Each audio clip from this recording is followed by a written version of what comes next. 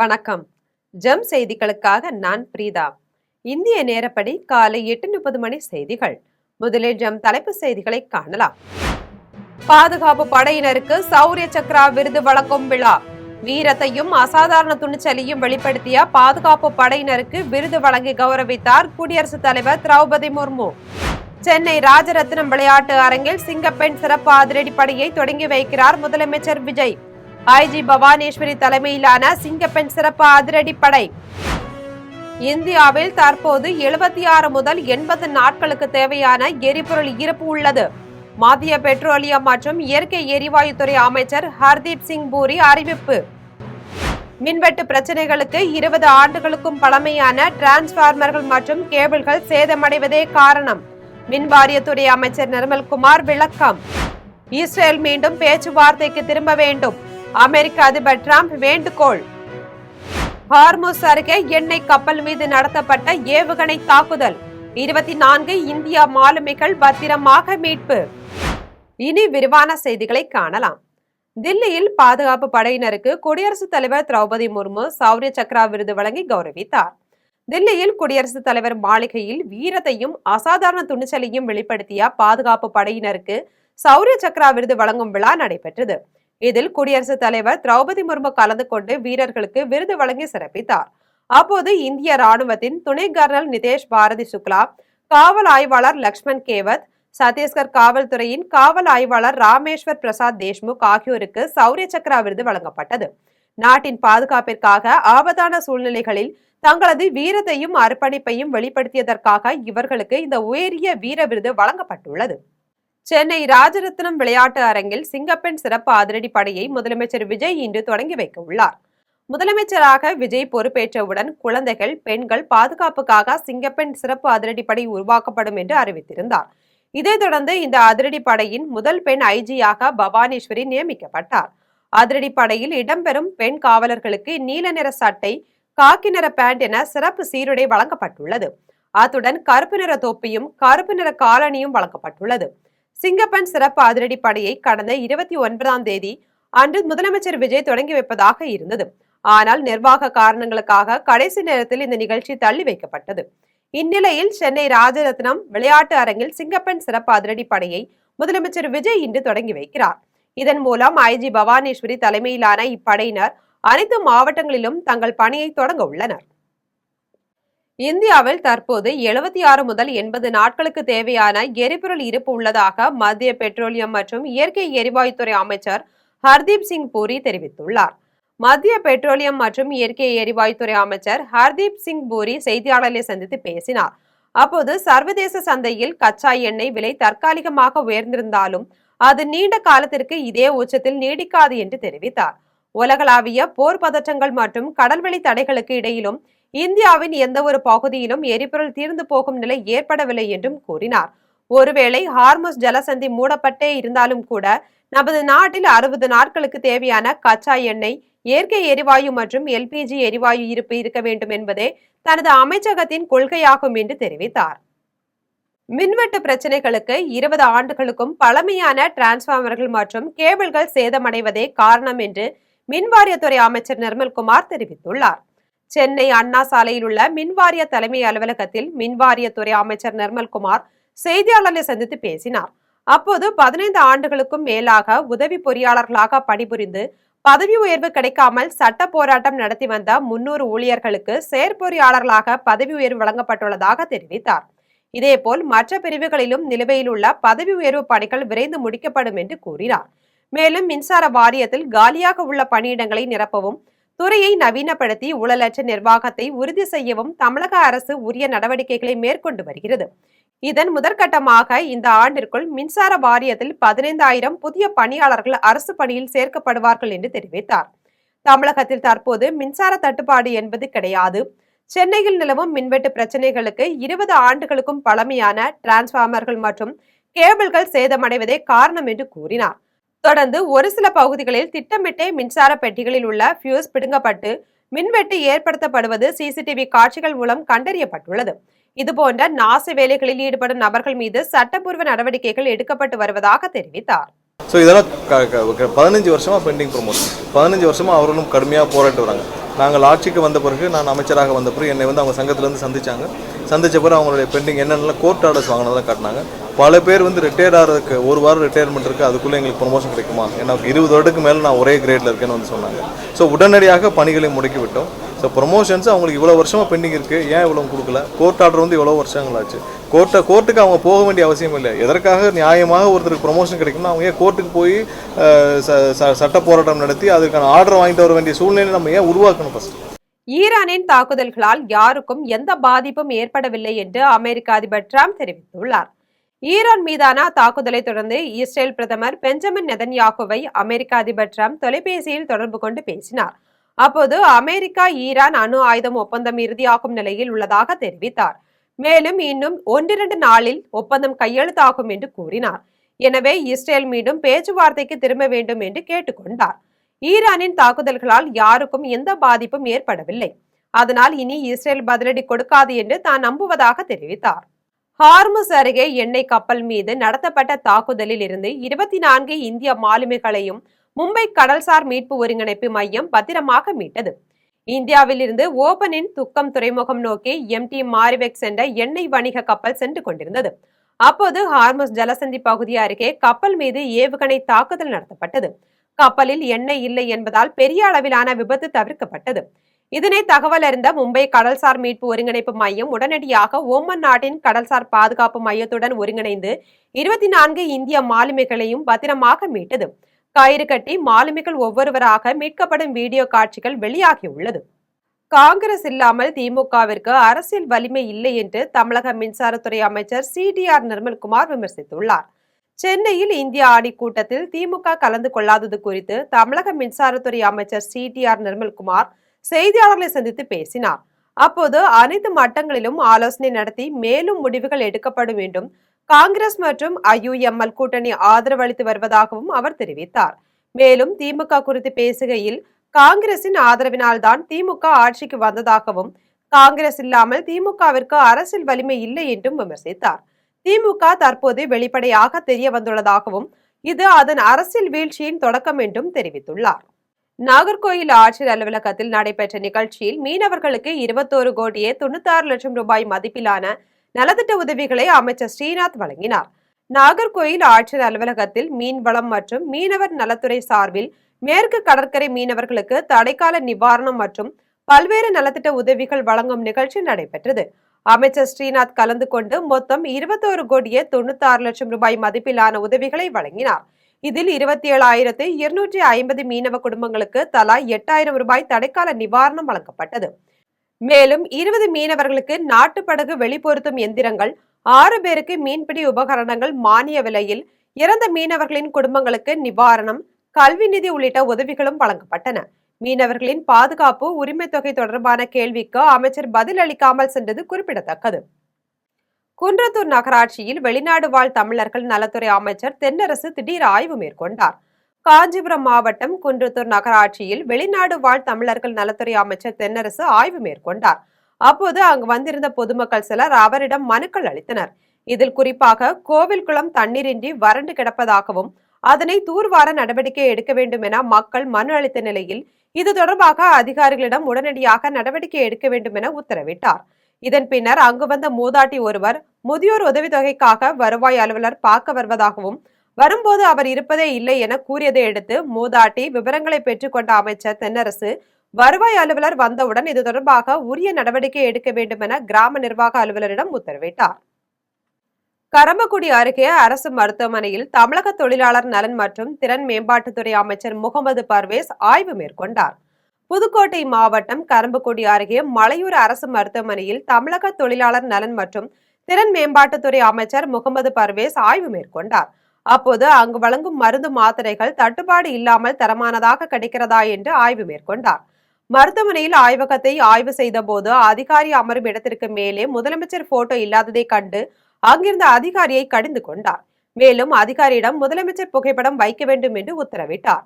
மேலும் அதிகாரியின் அறையில் மாட்டப்பட்டிருந்த கலைஞரின் புகைப்படம் கொண்ட திமுக நாள்காட்டியை நீட்டி இது என்ன என்று கேட்டார்.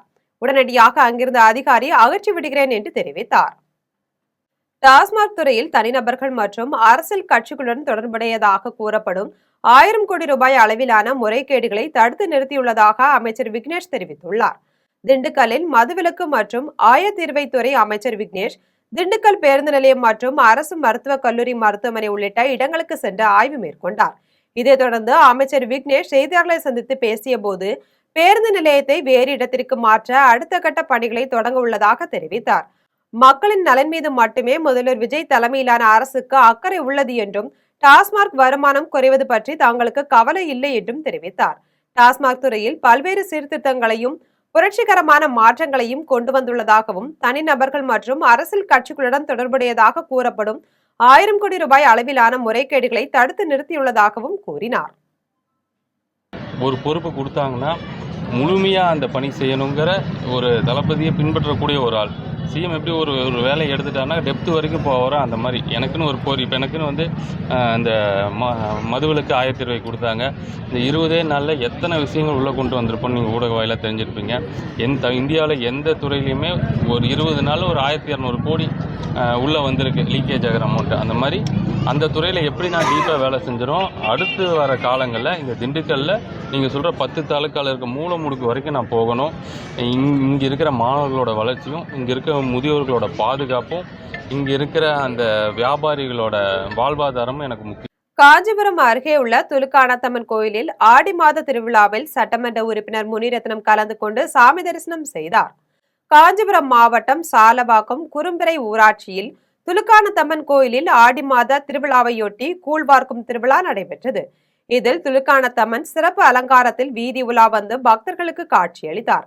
தொடர்ந்து பெண்கள் தங்கள் வீடுகளில் தயார் செய்யப்பட்ட கூழை அம்மனுக்கு செலுத்திவிட்டு பின்னர் கோவில் சார்பில் வழங்கப்படும் கூழை வீட்டுக்கு எடுத்து சென்றனர். இதன் பின்னர் உத்திரமேரூர் சட்டமன்ற உறுப்பினர் முனிரத்னம் திருவிழாவில் கலந்து கொண்டு சாமி தரிசனம் செய்தார். இந்நிகழ்வில் ஒன்றிய செயலாளர் உதயகுமார், மாவட்ட இளைஞரணி இணையமைப்பாளர் முகேஷ்குமார், மத்திய ஒன்றிய தலைமை விக்னேஷ் உள்ளிட்ட ஏராளமானோர் கலந்து கொண்டனர். தமிழகத்தில் மின்வெட்டு மற்றும் மின்சார வாரிய ஆவணங்கள் காணாமல் போன விவகாரங்களில் அரசு தோல்வியடைந்துள்ளதாக முன்னாள் அதிமுக அமைச்சர் உதயகுமார் விமர்சித்துள்ளார். மதுரையில் முன்னாள் அதிமுக அமைச்சர் உதயகுமார் காணொலி வெளியிட்டுள்ளார். மின்சாரத்துறை அமைச்சர் நிர்மல்குமார் அதிமுக குறித்து விமர்சிப்பதை நிறுத்த வேண்டும் என்று எச்சரித்தார். அதிமுகவின் எதிர்காலத்தை பற்றி பேசுவதற்கு நிர்மல்குமாருக்கு தகுதி இல்லை என்றும் பல கட்சிகள் மாறி தற்போது தாவேகாவில் பதவி பெற்றதன் ஆணவத்தில் பேசுவதாகவும் குற்றம் சாட்டினார்.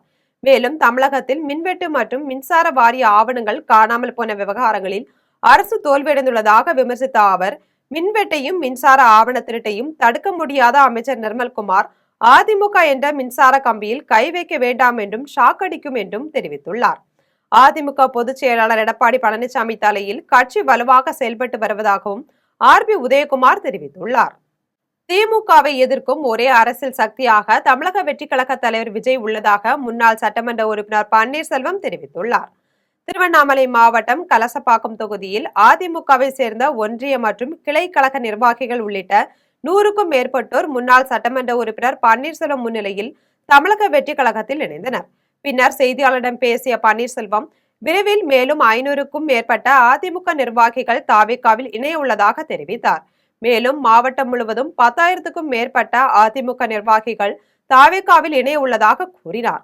அதிமுக எம்ஜிஆர் மற்றும் ஜெயலலிதா வகுத்த கொள்கை பாதையில் இருந்து விலகி வேறு திசையில் பயணிப்பதாக குற்றம் சாட்டிய அவர், திமுகவை எதிர்க்கும் ஒரே அரசியல் சக்தியாக தமிழக வெற்றி கழகமும் அதன் தலைவர் தமிழக முதல்வர் தளபதியும் உள்ளதாக தெரிவித்தார். மாவட்டத்தினுடைய பொறுப்பு அமைச்சர், பொதுப்பணித்துறை மற்றும் நெடுஞ்சாலைத்துறை அமைச்சர் அவர்களின் ஆலோசனையின்படி இன்றைக்கு திருவண்ணாமலை மாவட்டம் கலசப்பாக்கம் சட்டமன்ற தொகுதிக்குட்பட்ட கலசப்பாக்கம் ஒன்றியத்துக்குட்பட்ட ஒன்றிய கழக நிர்வாகிகள், கிளைக்கழக செயலாளர்கள் பல பேர் தங்களை அனைத்திந்திய அண்ணா திராவிட முன்னேற்ற கழகத்திலிருந்து விலகி இன்றைக்கு நம்முடைய முதலமைச்சர் அவர்களின் தலைமையை ஏற்று தமிழக வெற்றி கழகத்தில் இன்றைக்கு இணைந்திருக்கிறார்கள். தமிழக முதலமைச்சராக ஜோசப் விஜய் பொறுப்பேற்றதையொட்டி உத்திரமேரூர் வடக்கு ஒன்றிய செயலாளர் ராஜசேகர் மதுரை வீரன் கோயிலில் தன்னுடைய வேண்டுதலை நிறைவேற்றினார். தமிழக முதலமைச்சராக பொறுப்பேற்றிருக்கும் ஜோசப் விஜய் தேர்தலின் போது வெற்றி பெற்று தமிழக முதலமைச்சராக வர வேண்டும் என காஞ்சிபுரம் மாவட்டம் உத்திரமேரூர் வடக்கு ஒன்றிய செயலாளர் ராஜசேகர் மதுரை வீரன் கோயிலில் வேண்டுதல் வைத்திருந்தார். தேர்தலில் வெற்றி பெற்று முதலமைச்சராக பொறுப்பேற்றுக் கொண்ட நிலையில் வேண்டுதலை நிறைவேற்ற ஒன்றிய செயலாளர் ராஜசேகர் மதுரை வீரனுக்கு சாமி தரிசனம் செய்து 1000 பேருக்கு கறிவிருந்து ஏற்பாடு செய்தார். இந்நிகழ்ச்சிக்கு சிறப்பு அழைப்பாளராக வெளிநாடு வாழ் நலத்துறை அமைச்சர் தென்னரசு மற்றும் உத்திரமேரூர் சட்டமன்ற உறுப்பினர் முனிரத்னம் ஆகியோர் அன்னதானத்தை தொடங்கி வைத்தனர். இதைத் தொடர்ந்து அமைச்சர் தென்னரசு, சட்டமன்ற உறுப்பினர் முனிரத்னம் பொதுமக்களுடன் அமர்ந்து உணவு அருந்தினர். இதன் பின்னர் இருவருக்கும் கோவில் நிர்வாகிகள் சார்பில் சால்வை அணிவித்து மரியாதை செலுத்தினர். இந்நிகழ்வில் ஒன்றிய செயலாளர்கள் ரஞ்சித் குமார், சாலவாக்கம் உதயகுமார் உள்ளிட்ட ஏராளமானோர் கலந்து கொண்டனர். 2026 சட்டமன்ற தேர்தலில் திமுக தோல்வி அடைந்ததை தொடர்ந்து கோவையில் ஜென்சி திமுக மீட்டப் என்ற நிகழ்ச்சி நடைபெற்றது. 2026 சட்டமன்ற தேர்தலில் திமுக தோல்வி அடைந்ததை தொடர்ந்து அடுத்த சட்டமன்ற தேர்தலில் வெற்றி பெறுவதற்கான முயற்சிகளை இப்போதிலிருந்தே திமுக தொடர்ந்து முன்னெடுத்து வருகிறது. அதன்படி கோவையில் சரவணம்பட்டி துடியலூர் சாலையில் ஜென்சி திமுக மீட்டப் என்ற நிகழ்ச்சியை திமுக நடத்தியது. இந்த நிகழ்ச்சியின் மூலம் இளம் தலைமுறையினர் சமூக வலைதளங்கள் ஆகியவற்றை கொண்டு அடுத்த தேர்தலில் வெற்றி பெறுவதற்கான முயற்சிகளை திமுக முன்னெடுத்து வருகிறது. அதன்படி சமூக நீதி, பெரியாரின் கொள்கைகள், அறிஞர் அண்ணா, கலைஞர் கருணாநிதி ஆகியோர் தமிழுக்கும் தமிழ்நாட்டு மக்களுக்கும் ஆற்றிய சேவைகளையும் கடந்த திமுக ஆட்சியில் முன்னாள் முதலமைச்சர் மு.க. ஸ்டாலின் கொண்டு வந்த திட்டங்களை மக்களிடம் தொடர்ச்சியாக நினைவூட்டி வருகிறது. நிகழ்ச்சியில் இளைஞர்கள், இளம் பெண்கள் ஏராளமானோர் கலந்து கொண்டு சமூக நீதி, தற்போதைய அரசியல் சூழல், தற்போதைய தமிழக வெற்றி கழக அரசிற்கும் முந்தைய திமுக அரசுக்கும் இருந்த வேறுபாடுகள் பற்றி கருத்துக்களை பகிர்ந்தனர். இதில் தமிழக வெற்றி கழக அரசை விமர்சனம் செய்தும் சாடியும் பலர் கருத்துக்களை முன்வைத்தனர். தமிழகத்தில் நடைபெற்று வரும் பாலியல் வன்கொடுமைகளை கண்டித்து ஜூன் 21ஆம் தேதி காட்டுமன்னார் கோயிலில் கண்டன பேரணி நடத்துவது என சிதம்பரத்தில் நடைபெற்ற தமிழ்நாடு தவ்ஹீத் ஜமாஅத்தின் செயல்வீரர்கள் கூட்டத்தில் தீர்மானம் நிறைவேற்றப்பட்டது. சிதம்பரத்தில் தமிழ்நாடு தவ்ஹீத் ஜமாஅத்தின் கடலூர் தெற்கு மாவட்ட செயல்வீரர்கள் பங்கேற்ற கூட்டம் நடைபெற்றது. கூட்டத்திற்கு மாவட்ட தலைவர் முகமது பகத் தலைமை வகித்தார். கூட்டத்தில் தமிழ்நாடு தவ்ஹீத் ஜமாஅத்தின் மாநில செயலாளர்கள் முகமது அலி, அன்சாரி ஆகியோர் பங்கேற்ற அடுத்த கட்ட நகர்வுகள் மற்றும் செயல்திட்ட வியூகங்கள் பற்றி விளக்கி பேசினர். கூட்டத்தில் கோவை மாவட்டம் சூலூரில் 10 வயது சிறுமி பாலியல் பலாத்காரம் செய்யப்பட்டு கொல்லப்பட்ட செய்தி மறைவதற்குள் திருவண்ணாமலை கோயிலுக்கு சென்ற பெண்களை மிரட்டி பாலியல் அத்துமீறல், ஊதாங்கரை மூதாட்டியிடம் பாலியல் வல்லுறவு என தினந்தோறும் பத்திரிகைகளில் வரும் செய்திகள் பெரும் அதிர்ச்சி அளிக்கின்றன என்றும், இதனை கண்டிக்கும் வகையில் ஜூன் 21ஆம் தேதி காட்டுமன்னார் கோயிலில் கண்டன பேரணி நடத்துவது எனவும், தாவேக அரசு காயிதே மில்லத் அடக்கத்தளத்தில் போர்வை போர்த்துவதை நிறுத்திவிட்டு அவர் சார்ந்த இஸ்லாமிய சமுதாயத்தின் நீண்ட கால கோரிக்கையான தனி இட ஒதுக்கீட்டை 7% உயர்த்த வேண்டும். தமிழகத்தில் பூரண மதுவிலக்கை கொண்டு வர வேண்டும்.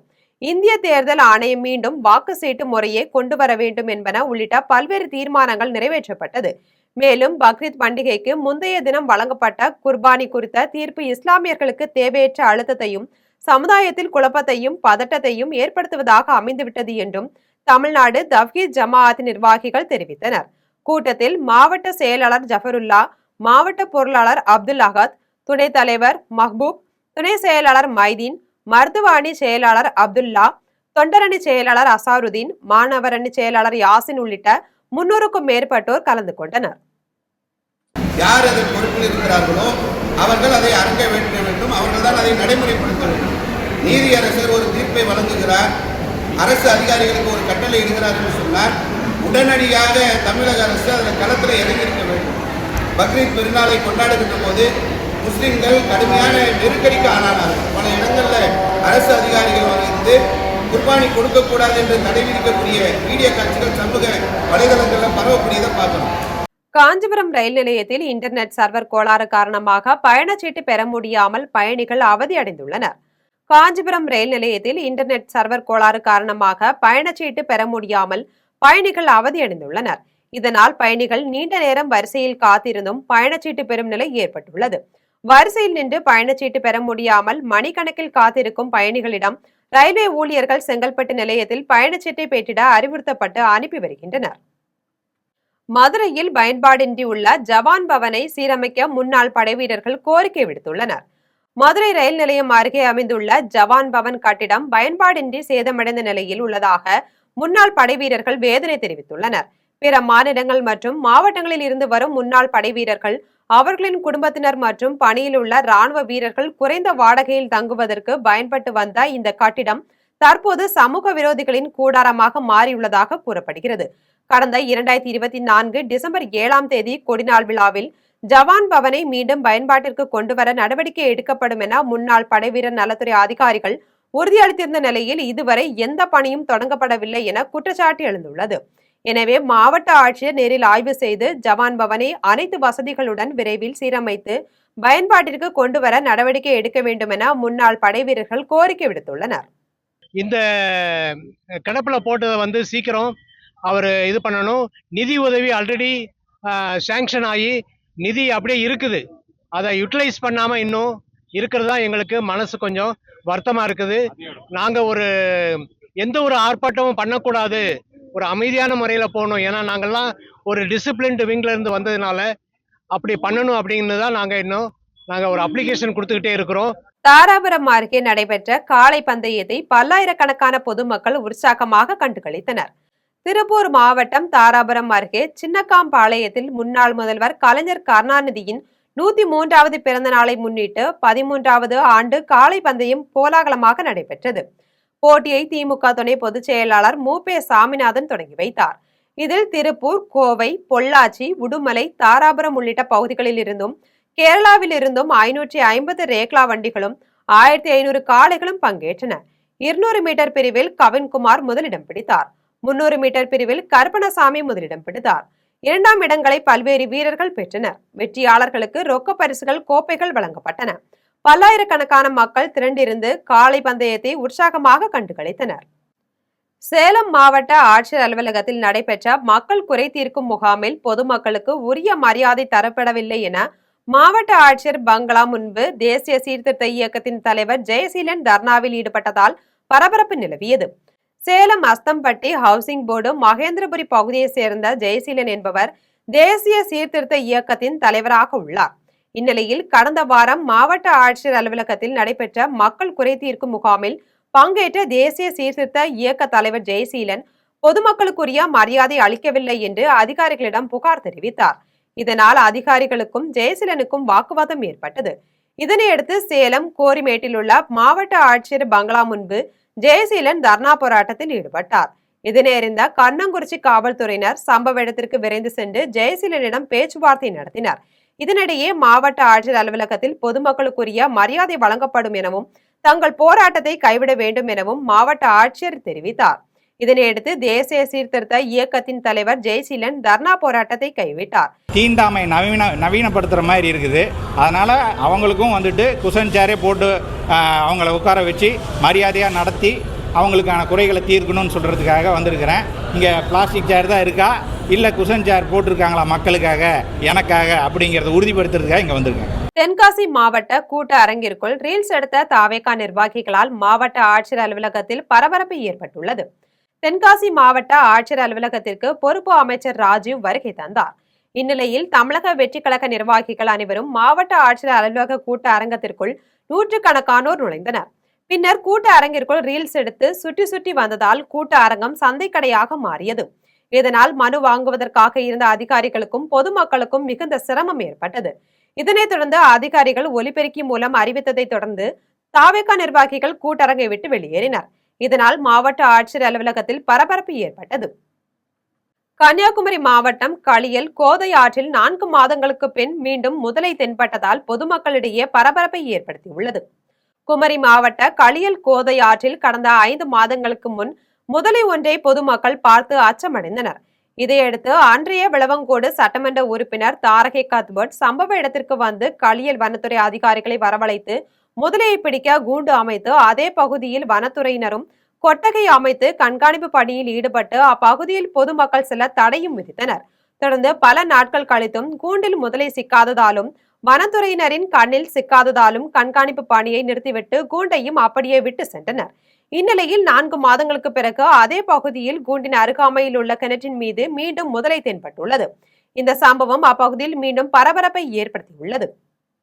மயிலாடுதுறையில் வீட்டுமனை பட்டா வழங்க வலியுறுத்தி வட்டாட்சியர் அலுவலகம் முன்பு திருநங்கைகள் தர்ணா போராட்டத்தில் ஈடுபட்டனர். மயிலாடுதுறையில் 50க்கும் மேற்பட்ட திருநங்கைகள் வசித்து வருகின்றனர். இவர்கள் சொந்தமாக வீடு கட்டி குடியேற அரசு தங்களுக்கு இலவச வீட்டுமனை பட்டா வழங்க வேண்டும் என கடந்த பல ஆண்டுகளாக கோரிக்கை வைத்து வருகின்றனர். மயிலாடுதுறை அருகே வல்லாலகரம் கிராமத்தில் இவர்களுக்கு வீட்டுமனை பட்டா வழங்க நடவடிக்கை எடுப்பதாக வருவாய்த்துறையினர் தெரிவித்திருந்தனர். இந்நிலையில் அப்பகுதியில் நில எடுப்பு பிரச்சனையில் பாதிக்கப்பட்ட மக்களுக்கு அந்த இடத்தை வருவாய்த்துறையினர் வழங்க உள்ளதாக கூறப்படுகிறது. இதனால் ஆத்திரமடைந்த திருநங்கைகள் 20 பேர் மயிலாடுதுறை வட்டாட்சியர் அலுவலகம் முன்பு தங்களுக்கு குடியிருக்க பட்டா வழங்க வேண்டும் என கோரி தர்ணா போராட்டத்தில் ஈடுபட்டனர். திருநங்கைகளுக்கு ஆதரவாக மார்க்சிஸ்ட் கம்யூனிஸ்ட் கட்சியினரும் போராட்டத்தில் ஈடுபட்டனர். கோவில்பட்டி ஊராட்சி அலுவலகத்தை முற்றுகையிட்டு 100 நாள் வேலைவாய்ப்பு திட்ட பணிகள் வழங்க கோரி கிராம மக்கள் போராட்டத்தில் ஈடுபட்டனர். தூத்துக்குடி மாவட்டம் நற்கலைக்கோட்டை கிராமத்தில் உள்ள மக்களுக்கு கடந்த 2 மாதங்களாக 100 நாள் வேலைவாய்ப்பு திட்டத்தில் பணிகள் வழங்கவில்லை என்றும் ஊராட்சியில் உள்ள மற்ற ஊர்களுக்கு பணிகள் தருவதாகவும் என்பன உள்ளிட்ட பல்வேறு கோரிக்கைகளை வலியுறுத்தி கரிசல் பூமி விவசாயிகள் சங்க தலைவர் வரதராஜன் தலைமையில் கோவில்பட்டி ஊராட்சி அலுவலகத்தை முற்றுகையிட்டு போராட்டத்தில் ஈடுபட்டனர். இந்நிகழ்வில் 100 நாள் வேலைவாய்ப்பு திட்ட பணிகள் வழங்க கோரி கண்டன கோஷங்களை எழுப்பினர். இதன் பின்னர் தங்களது கோரிக்கை மனுவினையும் வட்டார வளர்ச்சி அலுவலகத்தில் வழங்கினர். கோவில்பட்டி அருகே இருசக்கர வாகனம் மோதிய விபத்தில் அரிசி கடை உரிமையாளர் உயிரிழந்த சம்பவம் குறித்து கயத்தாறு காவல்துறையினர் விசாரணை மேற்கொண்டனர். தூத்துக்குடி மாவட்டம் கயத்தாறு அடுத்த ஐயனார் ஊத்து கிராமத்தை சேர்ந்த நாகூர் மைதீன் என்பவர் கயத்தாறில் அரிசி கடை நடத்தி வந்தார். இவர் கடையை அடைத்துவிட்டு சாலையில் நடந்து சென்ற போது பின்னால் வந்த இருசக்கர வாகனம் மோதியதில் தூக்கி வீசப்பட்ட நாகூர் மைதீன் படுகாயமடைந்தார். உடனே அருகில் இருந்தவர்கள் அவரை மீட்டு 108 ஆம்புலன்ஸ் மூலம் திருநெல்வேலியில் தனியார் மருத்துவமனையில் தீவிர சிகிச்சை பிரிவில் சேர்த்தனர். இந்நிலையில் சிகிச்சை பலனின்றி நாகூர் மைதீன் உயிரிழந்தார். இதனையடுத்து விபத்து குறித்து கயத்தாறு காவல்துறையினர் வழக்கு பதிவு செய்து விசாரணை மேற்கொண்டனர். இந்நிலையில் விபத்து தொடர்பான சிசிடிவி காட்சிகள் வெளியாகி பெரும் பரபரப்பை ஏற்படுத்தியது. குடியாத்தம் வனச்சரகத்தில் பணிபுரியும் வனவர் அலுவலகத்தில் பணியில் இருந்தபோது திடீரென மாரடைப்பு ஏற்பட்டு உயிரிழந்த சம்பவம் பெரும் சோகத்தை ஏற்படுத்தியுள்ளது. வேலூர் மாவட்டம் குடியாத்தம் வனச்சரகத்திற்கு உட்பட்ட சைனகுண்டா பகுதியில் வனவராக சுரேஷ் பணியாற்றி வந்தார். இதனிடையே சைனகுண்டா வனப்பகுதியில் ரோந்து பணியை முடித்துவிட்டு வன அலுவலகத்தில் பணியில் ஈடுபட்டிருந்த போது அவருக்கு திடீரென மாரடைப்பு ஏற்பட்டுள்ளது. இதனையடுத்து அங்கிருந்த ஊழியர்கள் அவரை உடனடியாக அருகே இருந்த மோடிக்குப்பம் ஆரம்ப சுகாதார நிலையத்திற்கு அழைத்து சென்றனர். அங்கு பரிசோதனை மேற்கொண்ட மருத்துவர்கள் வனவர் சுரேஷ் உயிரிழந்து விட்டதாக தெரிவித்தனர். இச்சம்பவம் வன அலுவலர்கள் மத்தியில் சோகத்தை ஏற்படுத்தியுள்ளது. கீரபாளையத்தில் சேத்துக்கால் செல்லியம்மன் கோயிலில் 26ஆம் ஆண்டு சாக்கை பெருவிழாவையொட்டி தேரோட்டம் மிக சிறப்பாக நடைபெற்றது. கடலூர் மாவட்டம் கீரபாளையத்தில் உள்ள சேத்துக்கால் செல்லியம்மன் கோயிலில் அலங்கரிக்கப்பட்ட அம்மன் திருத்தேரில் எழுந்தருளி பக்தர்களுக்கு காட்சியளித்தார். இதன் பின்னர் பல்வேறு பகுதிகளில் இருந்து வருகை தந்த பக்தர்களும் பொதுமக்களும் தேரினை பக்தி கோஷம் முழக்கத்துடன் வடம் பிடித்து இழுத்தனர். இந்நிகழ்வில் ஏராளமான பக்தர்கள் கலந்து கொண்டு சாமி தரிசனம் செய்தனர். குடியாத்தம் அருகே எர்த்தாங்கல் கிராமத்தில் உள்ள கங்கையம்மன் கோயில் சிரசு ஊர்வலம் மிக சிறப்பாக நடைபெற்றது. வேலூர் மாவட்டம் குடியாத்தம் அருகே எர்த்தாங்கல் கிராமத்தில் உள்ள கங்கையம்மன் கோயில் சிரசு ஊர்வலம் நடைபெற்றது. அப்போது பக்தர்கள் அம்மனுக்கு பூமாலை அணிவித்தும் ஆடு கோழிகளை பலியிட்டும் காணிக்கை செலுத்தினர். இதில் ஆயிரக்கணக்கான பக்தர்கள் கலந்து கொண்டு சாமி தரிசனம் செய்தனர். பொதுமக்கள் எளிதில் அணுகும் வகையில் அதிகாரிகள் செயல்பட வேண்டும் என்று அரசு அதிகாரிகளுக்கு அமைச்சர் ராஜ்குமார் உத்தரவிட்டுள்ளார். கடலூர் மாவட்ட ஆட்சியர் அலுவலகத்தில் செய்தி மக்கள் தொடர்புத்துறை சார்பில் வைக்கப்பட்டுள்ள புகைப்பட பெட்டக கண்காட்சியினை அமைச்சர் பி ராஜ்குமார் திறந்து வைத்தார். இதனைத் தொடர்ந்து அனைத்து துறை அரசு அலுவலர்களுடனான ஆலோசனை கூட்டம் மாவட்ட ஆட்சியர் சிபி ஆதித்த செந்தில்குமார் தலைமையில் நடைபெற்றது. கூட்டத்திற்கு தலைமை வகித்த தமிழக வீட்டு வசதி மற்றும் நகர்ப்புற வளர்ச்சித்துறை அமைச்சர் பி ராஜ்குமார் பொதுமக்கள் எளிதில் அணுகும் வகையில் அரசு அலுவலர்கள் செயல்பட வேண்டும் என்றும் அரசுக்கு கெட்ட பெயர் ஏற்படாத வகையில் பணியாற்ற வேண்டும் என்றும் அறிவுறுத்தினார். மேலும் அரசின் நலத்திட்டங்களை மக்களிடம் கொண்டு சேர்க்க அதிகாரிகள் நடவடிக்கை எடுக்க வேண்டும் என வலியுறுத்தினார். கடலூரின் புதிய பேருந்து நிலையம் நகர பகுதிக்குள்ளேயே அமைக்கப்படும் என்றும் அவர் உறுதியளித்தார். இக்கூட்டத்தில் மாவட்ட காவல் கண்காணிப்பாளர் ஜெயக்குமார், நாடாளுமன்ற உறுப்பினர் விஷ்ணு பிரசாத், சட்டமன்ற உறுப்பினர் ஜோதிமணி மற்றும் அரசு துறை அதிகாரிகள் கலந்து கொண்டனர். குடியாத்தத்தில் பாஜக முன்னாள் மாநில தலைவர் அண்ணாமலை தொடங்கியுள்ள மாறுவோம் மாற்றுவோம் இயக்கம் சார்பில் மாணவர்களுக்கு கல்வி உதவித்தொகை வழங்கும் நிகழ்ச்சி நடைபெற்றது. வேலூர் மாவட்டம் குடியாத்தத்தில் பாஜக முன்னாள் மாநில தலைவர் அண்ணாமலை தொடங்கியுள்ள மாறுவோம் மாற்றுவோம் இயக்கம் சார்பில் குடியாத்தம் பழைய பேருந்து நிலையம் அருகே மாணவர்களுக்கு கல்வி உதவிகள் வழங்கும் நிகழ்ச்சி நடைபெற்றது. நிகழ்ச்சியில் இயக்கத்தின் நிர்வாகி முத்துக்குமரன் தலைமை வகித்தார். இதனைத் தொடர்ந்து வேலூர் மாவட்ட பாஜக முன்னாள் தலைவர் மனோகரன் சிறப்பு விருந்தினராக கலந்து கொண்டு மாணவர்களுக்கு கல்வி உதவித்தொகை மற்றும் பொதுமக்களுக்கு இனிப்புகள் வழங்கினார். அப்போது ஆதரவாளர்கள் பட்டாசு வெடித்து வருங்கால முதல்வர் அண்ணாமலை வாழ்க என கோஷங்களை எழுப்பினர். இந்நிகழ்வில் முரளி, யுவராஜ், நிர்வாகிகள் மற்றும் பொதுமக்கள் திரளாக பங்கேற்றனர். விவசாயிகளுக்கு பொய்யான வாக்குறுதிகளை கொடுத்து ஏமாற்றிய தமிழக முதல்வரை கண்டித்து விளாத்திக்குளத்தில் விவசாயிகள் ஆர்ப்பாட்டத்தில் ஈடுபட்டனர். தூத்துக்குடி மாவட்டம் விளாத்திக்குளம் அருகே உள்ள புதூரை சேர்ந்த விவசாயிகள் பேருந்து நிலையம் முன்பு தமிழக அரசை கண்டித்து கண்டன ஆர்ப்பாட்டத்தில் ஈடுபட்டனர். அப்போது விவசாயிகள் கூறுகையில் பயிர்க்கடன் தள்ளுபடி திட்டம் முழுமையாக விவசாயிகளுக்கு பயனளிக்கவில்லை என குற்றம் சாட்டினர். மேலும் வறட்சி நிவாரணம், பயிர் காப்பீடு மற்றும் இழப்பீட்டு தொகைகளை முழுமையாக வழங்க வேண்டும் என்று கோரிக்கை விடுத்தனர். மிளகாய், மக்காச்சோளம் உள்ளிட்ட விளைபொருட்களுக்கு உரிய விலை நிர்ணயம் செய்ய வேண்டும் என்று வலியுறுத்தினர். காட்டுப்பன்றிகளால் ஏற்படும் பாதிப்புகளை தடுக்க நடவடிக்கை எடுக்க வேண்டும் எனவும் தெரிவித்தனர். கோரிக்கைகள் 15 நாட்களுக்குள் நிறைவேற்றப்படாவிட்டால் சாலை மறியல் போராட்டம் நடத்தப்படும் என எச்சரித்தனர். தேர்தல் வாக்குறுதிப்படி விவசாயிகளின் கூட்டுறவு கடன்களை முழுமையாக தள்ளுபடி செய்ய வேண்டும் என வலியுறுத்தி பாஜகவினர் ஆர்ப்பாட்டத்தில் ஈடுபட்டனர். பெரம்பலூரில் மாவட்ட ஆட்சியர் அலுவலகம் முன்பு பாஜக சார்பில் கண்டன ஆர்ப்பாட்டம் நடைபெற்றது. தேர்தல் வாக்குறுதியில் அறிவித்தபடி சிறு குறு விவசாயிகளின் கூட்டுறவு பயிர்க்கடன்களை முழுமையாக தள்ளுபடி செய்ய வேண்டும் என வலியுறுத்தி இந்த ஆர்ப்பாட்டம் நடத்தப்பட்டது. தற்போது அறிவிக்கப்பட்டுள்ள கடன் தள்ளுபடி திட்டத்தில் உச்சவரம்பு மற்றும் அடுக்குமுறை நடைமுறை கொண்டு வரப்பட்டுள்ளதால் பல விவசாயிகள் பாதிக்கப்படுவதாக ஆர்ப்பாட்டத்தில் பங்கேற்றவர்கள் குற்றம் சாட்டினர். குறிப்பிட்ட தொகைக்கு மேற்பட்ட கடன்களுக்கு வெறும் 5000 மட்டுமே தள்ளுபடி வழங்கப்படுவதாகவும் அவர்கள் தெரிவித்தனர். ஆர்ப்பாட்டத்தில் கலந்து கொண்டவர்கள் தேர்தல் வாக்குறுதிப்படி விவசாயிகளின் கூட்டுறவு கடன்களை முழுமையாக தள்ளுபடி செய்ய வேண்டும் என வலியுறுத்தி கோஷங்களை எழுப்பினர். மீண்டும் தலைப்பு செய்திகள். பாதுகாப்பு படையினருக்கு சௌரிய சக்ரா விருது வழங்கும் விழா. வீரத்தையும் அசாதாரண துணிச்சலையும் வெளிப்படுத்திய பாதுகாப்பு படையினருக்கு விருது வழங்கி கௌரவித்தார் குடியரசுத் தலைவர் திரௌபதி முர்மு. சென்னை ராஜரத்னம் விளையாட்டு அரங்கில் சிங்கப்பெண் சிறப்பு அதிரடிப்படையை தொடங்கி வைக்கிறார் முதலமைச்சர் விஜய். ஐஜி பவானேஸ்வரி தலைமையிலான சிங்கப்பெண் சிறப்பு அதிரடிப்படை. இந்தியாவில் தற்போது 76 முதல் 80 நாட்களுக்கு தேவையான எரிபொருள் இருப்பு உள்ளது. மத்திய பெட்ரோலியம் மற்றும் இயற்கை எரிவாயுத்துறை அமைச்சர் ஹர்தீப் சிங் பூரி அறிவிப்பு. மின்வெட்டு பிரச்சனைகளுக்கு 20 ஆண்டுகளுக்கும் பழமையான டிரான்ஸ்பார்மர்கள் மற்றும் கேபிள்கள் சேதமடைவதே காரணம். மின்வாரியத்துறை அமைச்சர் நிர்மல்குமார் விளக்கம். இஸ்ரேல் மீண்டும் பேச்சுவார்த்தைக்கு திரும்ப வேண்டும். அமெரிக்க அதிபர் டிரம்ப் வேண்டுகோள். ஹார்முஸ் அருகே எண்ணெய் கப்பல் மீது நடத்தப்பட்ட ஏவுகணை தாக்குதல். 24 இந்தியா மாலுமிகள் பத்திரமாக மீட்பு. இத்துடன் ஜெம் செய்திகள் நிறைவடைகின்றன. மீண்டும் ஜெம் செய்திகள் மதியம் 1:30 மணிக்கு. உடனுக்குடன் செய்திகளை காண GemLive.tv என்ற இணையதளத்தில் இணைந்திருங்கள். நன்றி, வணக்கம்.